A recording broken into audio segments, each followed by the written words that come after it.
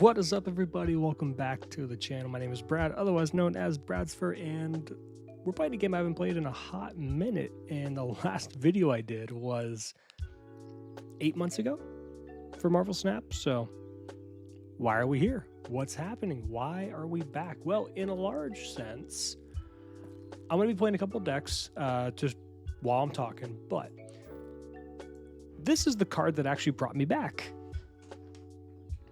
So you have Agamotto, a 5/10, part of the season pass, by the way.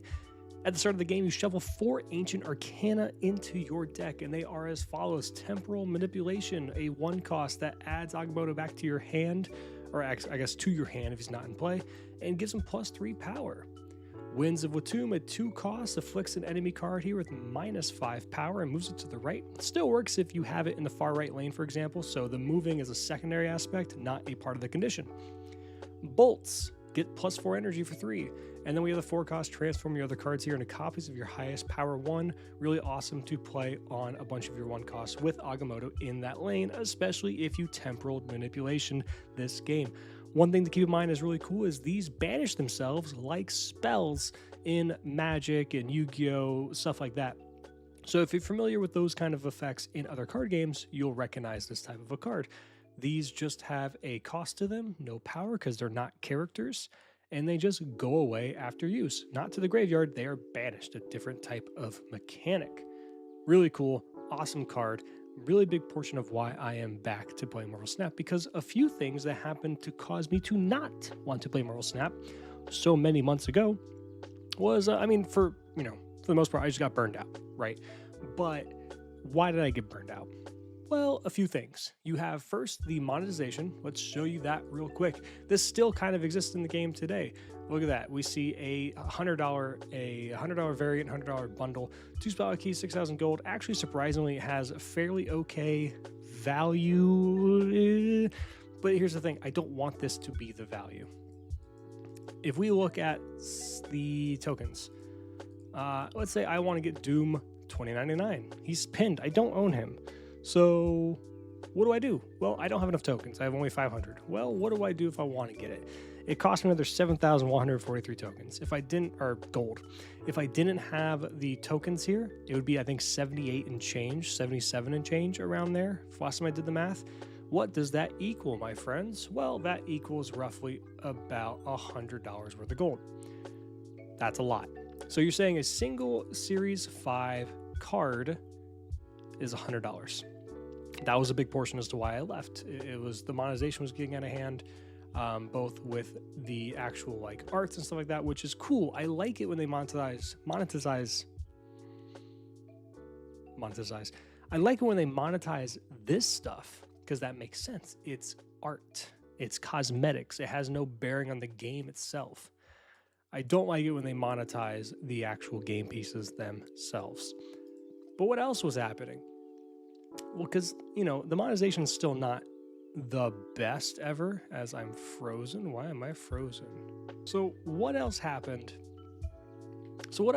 When it comes to the monetization, all that stuff? Why else was there? Because it wasn't just the monetization. That was a big part, and that's still a little bit of an issue, but they are going over things to fix that, and I'll get to that in just a moment. Well, let's look at some unowned cards. So looking at all the cards that I don't own here, for example, there's a reason for that. Thaddeus, Victoria Hand, Bruce Banner, Hydra Bob, Speed, Emperor. All of these cards mean Frigga as well. These are just kind of, in my opinion, very boring, uninspired, lacking any interest into their design cards. A couple of them are cool. Doom 2099 I think is pretty cool. Luna Snow I think is actually fairly interesting because it's a symmetrical thing for both players, but at the end of the day it's still just ramp. Toxin's pretty cool, but it's also just a bounce card at the end of the day. It's been a bit since a card came out that was inspiring or interesting. When Arishem came out, right? It was a card that was really, really cool. It changed the way the game kind of functioned. And sure, people have complaints about Arishem and they're not a huge fan of it for whatever reason, all that stuff, the randomness, all that. That's neither here nor there. It's still an incredibly interesting card that did a lot for the game. Thanos was another one when it first came out. I was obviously was always in the game, but when it actually officially came out that second or third month into the game, it was really cool. It was dominant and it changed a lot of the game, but it was a interesting design. Red Hulk, when it came out, I thought was actually kind of interesting as well. It cared about your opponent having unspent energy, so it punished them for not being efficient. Alliance, when it first came out, stopping cards from actually doing things. It was a bit broken at the time, but it got balanced to where it needed to be. Blob, another one, interesting. Like, you've had a lot of these cool, interesting cards. It's just over this last year, it just kind of coincided with a bunch of cards that weren't super interesting. Ember Hulkling, very uninteresting to me. Gore, even though I have him, I think is kind of uninteresting in design. There's just not a whole lot that like made you go, wow, what a super cool card. Seriously was an interesting card, but it was over a year ago at this point that one came out. But Agamotto is incredibly interesting, and it got me back into it. And it's not just Agamotto, it's other cards that are coming out alongside him.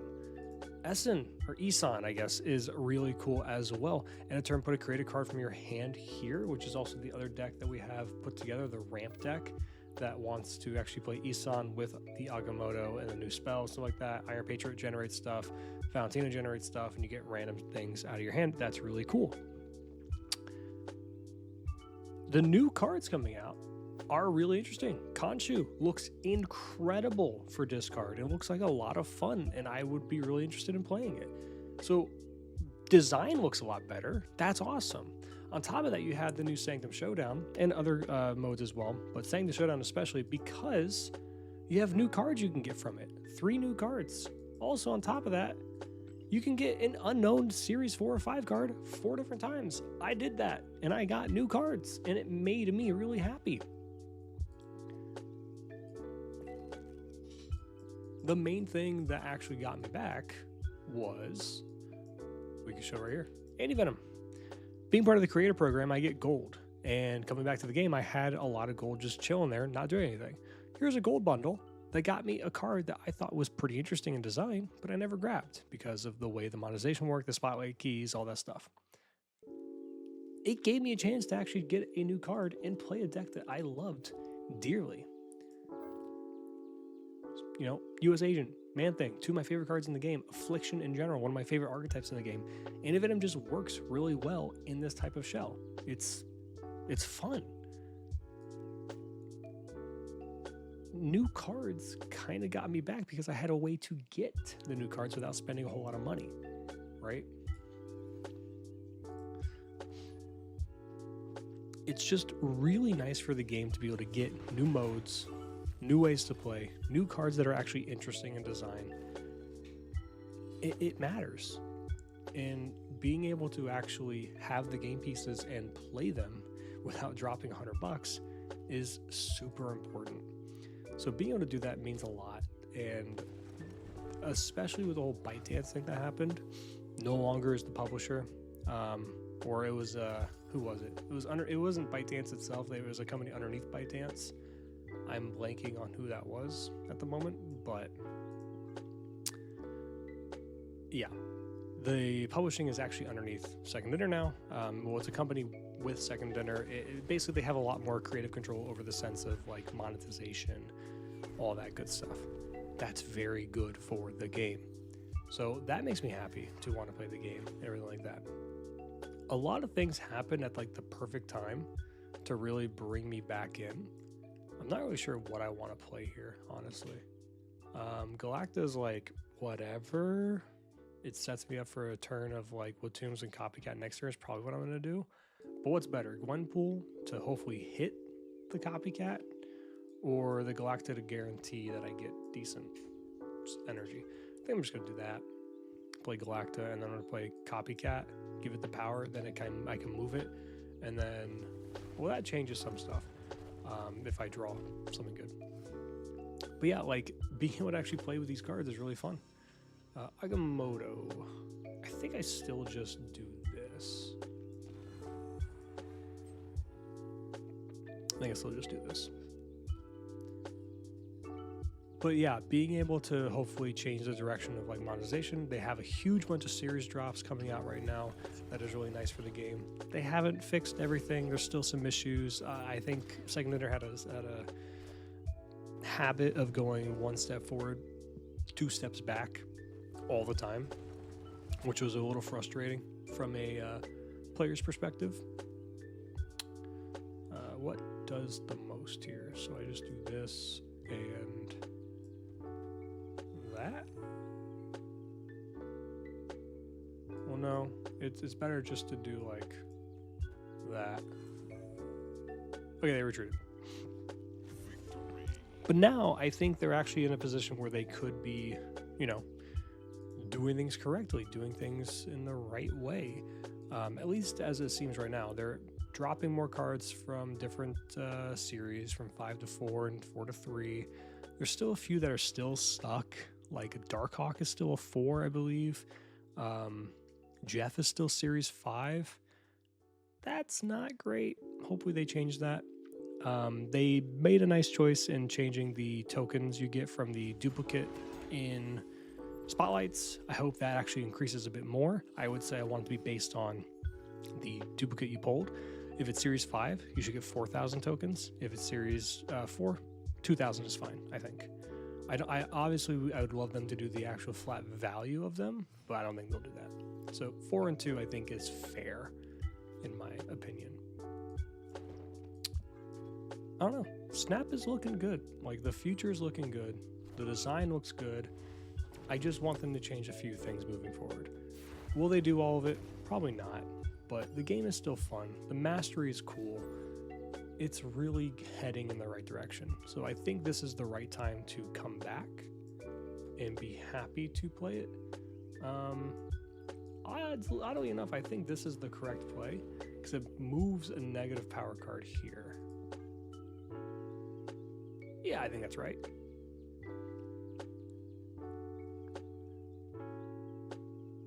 But yeah, I mean, what do you guys think? Do you guys think Snap's looking good right now? They're playing a lot of cards there. It's also good for me because I fill up this location because they're committing so much here. It's a movable card, and that's a wave. All right, well, no worries. I guess I should just play the A-bomb.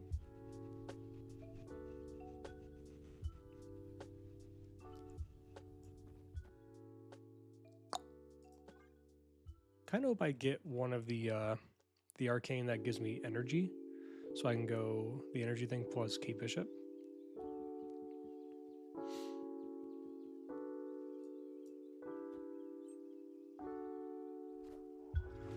A-bomb comes down. Doom. So they're officially locked out of this. Okay, this is a bot, right? I don't know. I genuinely don't know. I don't think I have any other 4s. Well, I do get a random card here. So I guess it's more correct to do something like this. They just don't play anything? Okay. And it's Captain Marvel. That's fine. She-Hulk. Ugh. A lot of power, but Marvel can move out of there. Ooh. I mean, I don't need to do that there.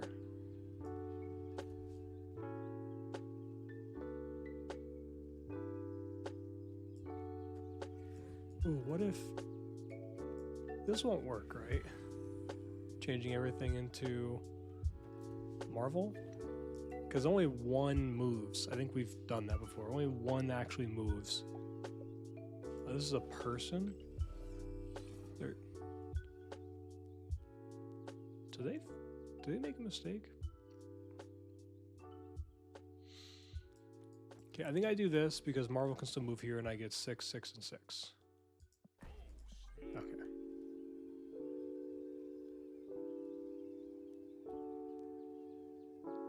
Even if they play Blue Marvel, oh no, they need to float a lot too. But Marvel can still move here. So Okay, they retreat. Yeah, Marvel's nice. They was try out the ramp deck. I have not actually tried the ramp deck yet. The ramp deck is from Regis Kilbin. The one deck I was just playing, the Good Stuff deck, is actually from Binks, friend of the show. What does this mean for content, by the way?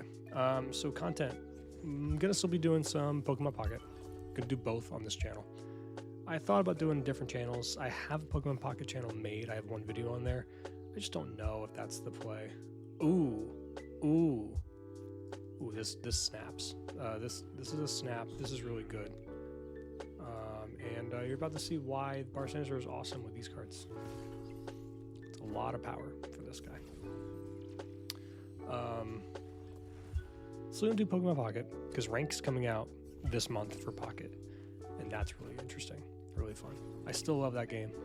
I think you get more for your money at the moment with Pocket because you can actually get an entire set pretty much finished with $100 versus $100 getting you a Series 5 card in this game.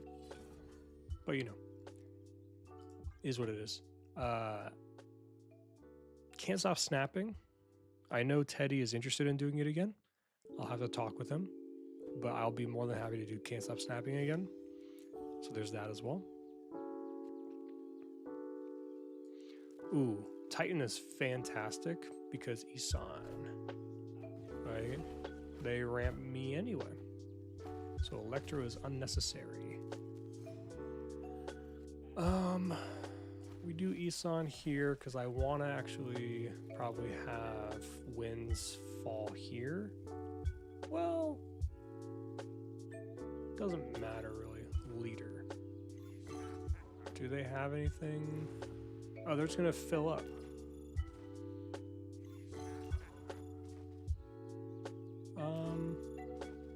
Well,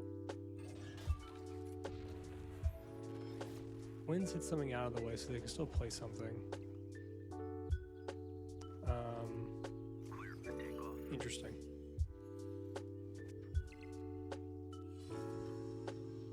So I can just play Agamotto, right? It's a big boy. I reveal second, so they can't just play a Shang-Chi here. And then this gets pulled down for free. Fantastic, that's fine. Can I snap back? Have I already snapped? I thought they snapped. I snapped earlier, I think. I snapped on one, that's right.